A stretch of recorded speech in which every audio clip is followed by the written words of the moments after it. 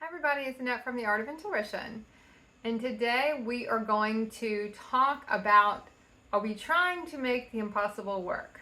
Actually just did a stream and the internet was so bad. We're kind of recovering from, I guess, a day after the hurricane, even though we didn't even get the blunt of the hurricane by any means. Internet was all over the place, so it kept disconnecting me, which is funny because the whole video was about disconnection. It's just kind of funny. Now that I think about it, it's kind of funny that it did that. It was just disconnecting and disconnecting. So I thought instead of trying to do a stream on any other platform, I'm just going to do a video. So, because it's kind of a bit of fun when I think to stream, but we're gonna just do it like this. Are we trying to do the impossible? Now this gets twisted a lot, right? Are we trying to make the impossible work? And there's different iterations to this, and I want to kind of follow a couple of different ones. One thing about our human consciousness is we are very set on what's believable and possible, right? And we will say, that's just not possible, that can't happen, it doesn't work that way, it always happens like this. And that's a very set human mindset, right? That it's only one way, and you're in your human consciousness when it's only one way. And you only see it one way, there's no other way it can be, it's this way or the highway, and that's it. And that is how our human consciousness sees the world. It's black and white, even though nowadays everyone will say, oh no, everyone sees, a lot of people see it gray. Human consciousness does not see shit gray, everything is black and white, and that's it, okay?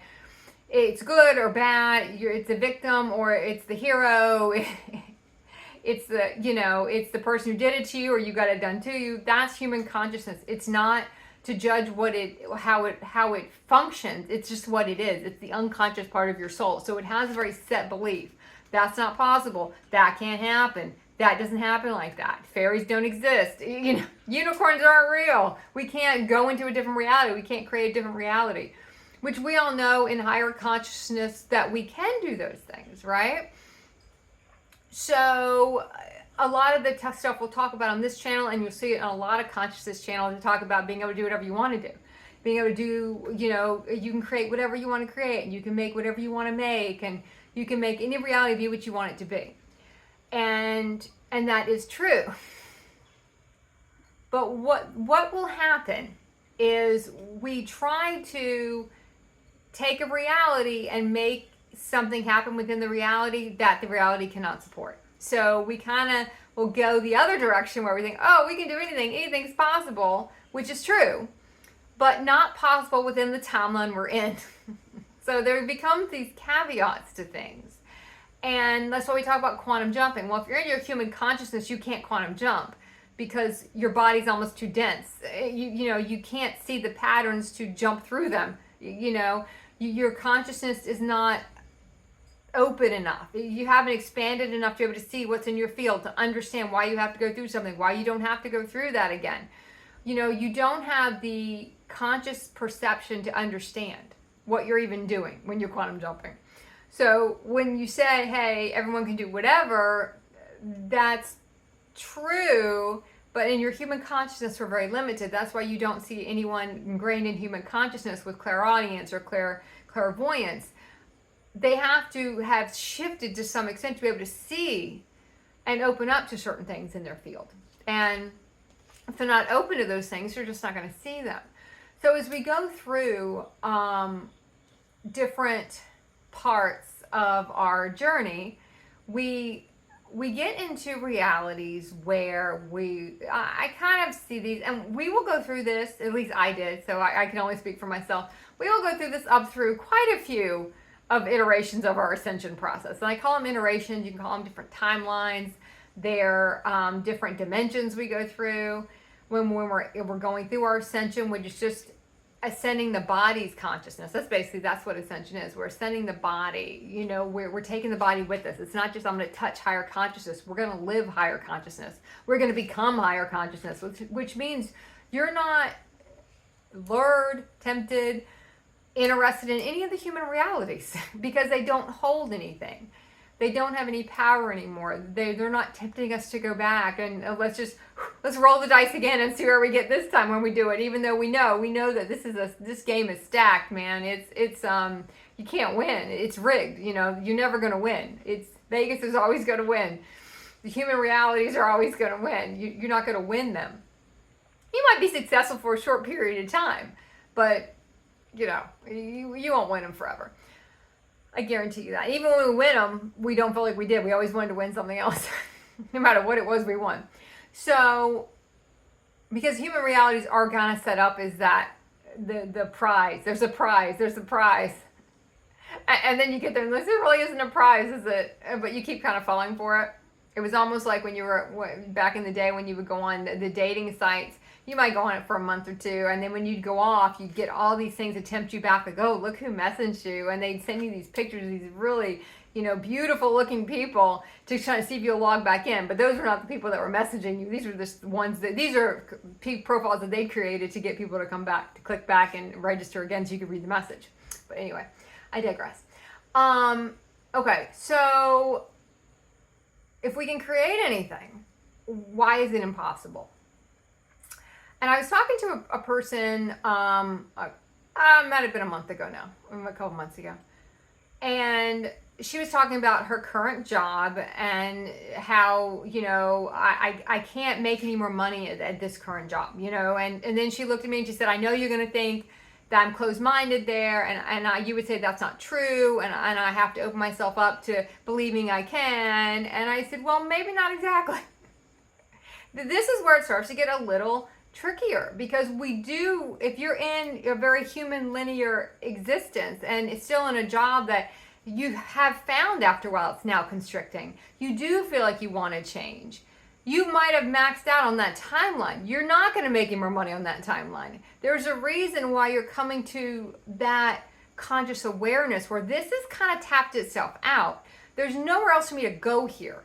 That does not mean I don't believe that anything is possible anymore. I just know in this timeline, in this frequency, that thing I want is not possible. You know, where I'm trying to get to is not possible. And I framed it around money because those are the things that get our attention. Health is another one that gets our humans' attention. But it can be anything. It doesn't matter. You just get to, it can be the person. Normally that's the thing that will get us a lot in timelines, is we want that person. You know, and I said, believe I can have that person, or I can make that relationship work. And is it impossible? Yes. In the frequency they're in and the frequency you're in, yeah, it's impossible. Because it's magnetics at that point. It's vibrational at that point. It's not possible in that frequency. It's not possible in that timeline. And we keep trying to make oil and water, mix them together, and think that we can make them work when they're not supposed to. So there's a fine line in understanding that, am I trying to make the impossible work? Or do I not believe it's possible? Which is, like I said, there's kind of a twist on words there. Because we'll think, oh, that's not possible. It's possible, but is it possible in the timeline we're in? Is it possible with the people we're around that do affect our field? What can I create in this timeline when I don't have any time by myself to create anything? So in this timeline, is that even possible? If you want to go and be able to do more of one thing, or more of something that requires you to have a lot more space, and you're in a very small space, yes, there are ways to get creative. The other ways I can get creative and make this more space, or make this more, make this work. And that to me is kind of, we can kind of retrofit things a little bit, but there do come times in all these realities where we look at the reality and we're like, yeah, I'm not sure that's going to happen in this timeline. And sometimes we have to be okay with that. You know, it's okay if everything we're trying to get to isn't happening in this timeline. There's a reason. You know, sometimes we have to clear, we have to clear this one thing before we can get to that timeline. And when you feel like you're really fighting uphill and you're dragging someone uphill and you're really fighting to get to something where there's a part of you, whether it's the conscious part of you or not, that kind of already knows that's not possible here. Like where I'm at right now, it doesn't mean it's not possible, but it's not possible in this timeline. It's not, and it's normally never going to be about the thing we think. Oh, I got to move because I need to make more money and I can't make it here. Okay, so the money is going to be our human motivator to get out of the reality, but that's really not why we're getting out of the reality. We're getting out of the reality because the reality's done, but the money's what's going to draw us out of the reality. Our universe plays a lot of games like that in the beginning. It uses money to motivate us. It uses money to pull us out of certain situations. It takes away our money when we don't listen to get us to appreciate what we had and we didn't appreciate before. You'll be surprised when you go through different parts of ascension where you have probably a quarter of the money you used to have before, and you feel like you have so much money because you really focus on what's important for your vibration, what's important for you to do, and you utilize the money so much differently, and you don't waste your money. And you also share your money, which is kind of, you wouldn't even feel like you share more the less you have, because there's a commonality there in a sense, and it feels like it's very much an oxymoron. That how would that work? Doesn't make any sense, but it does. And you live on a lot less money, but you're happier, and you don't need all those things you thought you needed. Our human's going to make us convince us we need all these things, so it can keep us in realities, and it'll bind us in realities with money, and bind us in realities where we feel trapped. And then we bind ourselves. We keep getting more and more stuff, so I'm making it impossible to leave. I'm going to buy a bigger house, so I have to have this income to keep it. I'm going to do all these things to kind of bind myself here. I'm going to create a spell of my own, in a sense, a binding spell. I'm going to bind myself to these realities where we really don't. But in a sense, that's what we're trying to do. Our human doesn't want to leave it because it doesn't believe there's something else. There is a difference between believing, not believing there's something else, and understanding there's something else. And then we have the iteration where we're trying to do it in a timeline where we're not around people that share the consciousness, they're on the same parts of their journey. You can very much love the energy of a person, feel drawn to the person, feel very connected to the person, but the consciousness of the person is not going to work with the consciousness you ran. And we have to let that go. And we have to let those people go, whether it be they're just going to leave our reality, or they're going to transcend from their form and go, and go leave our reality that way. We have to let them go. Because there's a lot of things we need to go do, and we can't be bound. We have to be able to leave the reality ourselves. So whether it's people that bind us there, or we allow that, that's the binding. We're doing the binding, but those are the things that can bind us: money, people, all these things kind of keep us in this bound thing. But let me just try to make everything work within this small little reality here. Everything I'm going to try to make work. And it doesn't work because it's a different frequency. And we've talked about that so many times, but it's not to not believe these things aren't possible. But you will find the more realities you go through, you're going to figure out that a lot of the things you really thought you wanted to do and that you really wanted, you kind of don't want them anymore. So it's almost the old the old saying, careful what you wish for, or there was that Garth Brooks song, Unanswered Prayers. Be glad you didn't get that, or you didn't get that person, because that was not going to go the way you thought it was. That timeline was not the Cinderella timeline, that was the more like The Shining, that was a horror story. That was not one you wanted to go down. But we didn't realize that at the time. We try to take these higher consciousness ideas and force feed them into realities, and it just doesn't work because they're not meant to. So it's not to not believe you can do it. And I don't want this video to come off that everything's not possible, but there's a lot of things that aren't possible in that timeline. There's a lot of things in the timeline I'm in now I would like to do, but there are some issues, there's some constraints in the timeline. Now, there's a reason those constraints are there. There's other things I'm supposed to be working on in this timeline, and not those things I want to be doing right this second. Because there's other things I have to work through. There's other karma clearings I have to do. There's ancestral clearings I have to do. Have to work through certain programs I have running to get to the other realities. So there's a reason you're in that timeline. And you might feel that it's coming to an end. And then even when we feel it coming to an end, we're going to try to extend it or retrofit it because we don't want to let people go. No matter which way they're leaving, we don't want to let people go because they represent the timeline for us. And no matter how much you wind out of a timeline, when you start getting to the end of it, and you do reach parts of your ascension where you know when it's coming to an end, you'll know exactly, and whether it be not the exact. I never normally know the exact date, months and months ahead or years ahead, but you have an idea of the season, the year, the when this is going to wind down, because it's time for it to wind down, because you start to feel the constraints. And after a while, you stop trying to take those things and retrofit them to try to make them work, and stress yourself out to try to make all this stuff work in this tiny little reality we're in now. You have to be able to expand out and see it might not be time for that right now, but this reality is going to wind down, and I have to allow that. We have to allow this to wind down. I have to allow this. I have to allow these people to go, so then I can go into my next reality. And it's us holding it. It's us trying to retrofit it. It's us trying to hold it. It's us trying to do all of it. It's always us that is the pivot to every reality, whether we want to believe it or not. And whether we want to believe we have that kind of power or not, we do. Everything is possible. Everything exists. Unicorns, fairies, mermaids, it all exists in different realities. It all is there for us to embody those aspects and really look at different dimensions of us and different realities we're concurrently living. Everything is open.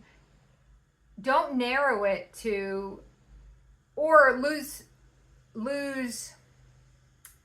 It's funny, I'm a little bit distracted by the lighting because it's so dark and then it's so light outside.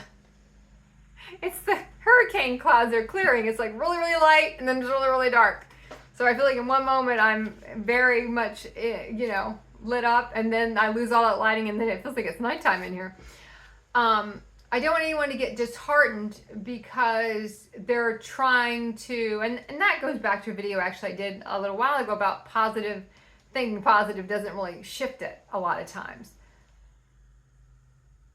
Thinking positive will do, or shifting how you think about it, shifting how you feel about it inside, it will twist it. It'll shift the reality where you see what it is, and you'll appreciate for what it is, and not try to force it into being something it's not supposed to be, and feeling like we're failing at it. Well, I can't get it to work, because that's the next thing we'll go through. Why can't I get it to work? I believe, but I can't get it to work because it's not supposed to. It's not possible here. So when you look at what's possible, put that on the end of it. Okay, but in this current timeline, around this people, where I'm living right now, is it possible here? Is it possible in this timeline? Is it time to shift the timeline? Is the timeline winding down on its own? These are the questions we want to start to hone in on to see and feel what's going on, instead of beating ourselves up about stuff that we can't get to come to fruition. And we start to doubt it's possible. Don't ever doubt it's possible. Look at the creation of the reality, and if the vibration can exist here, in the vibration you want it to exist.